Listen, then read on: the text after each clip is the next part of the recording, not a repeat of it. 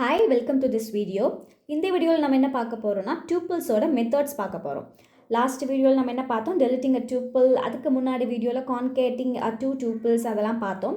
உங்களுக்கு அதெல்லாம் புரிஞ்சாதான் அடுத்தடுத்து நம்ம என்ன சொல்ல வரோம் அப்படின்றது ஈஸியாக அண்டர்ஸ்டாண்ட் ஆகும். உங்களுக்கு தெரியும்னா ஓகே, தெரியாட்டினா நீங்கள் அந்த வீடியோலாம் பார்த்துட்டு இங்கே வரலாம்.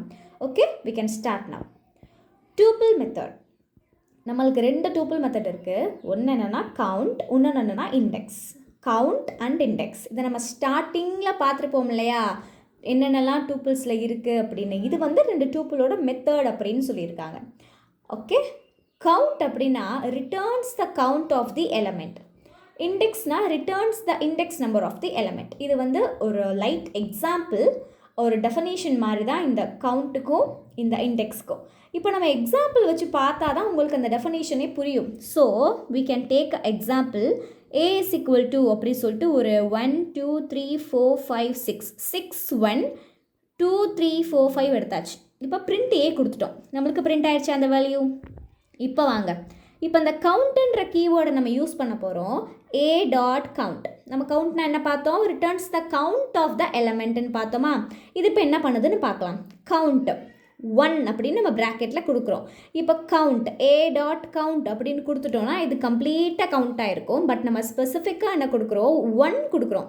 இப்போ இந்த 1 வந்து எத்தனை தடவை பிரிண்ட் ஆகிருக்குன்றதை கவுண்ட் பண்ணுறது தான் இந்த A டாட் கவுண்ட்டோட வேலை.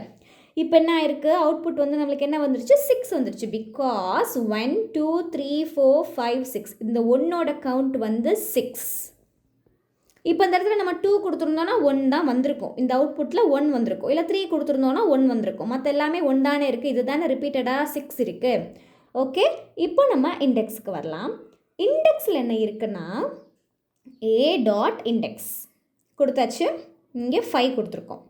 இப்போ இதோட அவுட்புட் என்ன, இந்த 5 இங்கே ஏன் கொடுத்துருக்கோம்.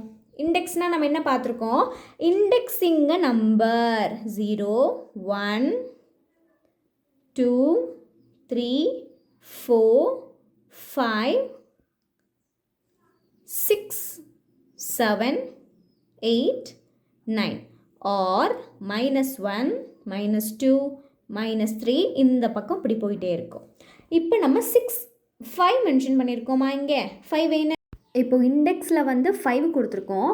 அப்போ வந்து அந்த 5 எங்கே இருக்குது அப்படின்னு பார்க்கணும். அதோட இண்டெக்ஸ் நம்பர் வந்து 9. So the output is 9. இப்போ அதே மாதிரி தான் நெக்ஸ்ட் என்ன கொடுத்துருக்காங்க, 1க்கு நேராக என்ன இருக்குது அப்படின்னு பார்க்கணும். ஸ்டார்டிங் எதில் ஸ்டார்ட் ஆகிருக்குன்னா 0ல் ஸ்டார்ட் ஆகிருக்கு. So the output will be 0. ஓகேவா, அவுட்புட் 0 வருதா. Make notes of it. அதை நீங்கள் யூஸ் பண்ணிக்கோங்க எக்ஸாமுக்கு. உங்களுக்கு இது புரிஞ்சிச்சுன்னா உங்கள் ஃப்ரெண்ட்ஸ்க்கும் ஷேர் பண்ணுங்கள். Two subscribe the channel. Thank you.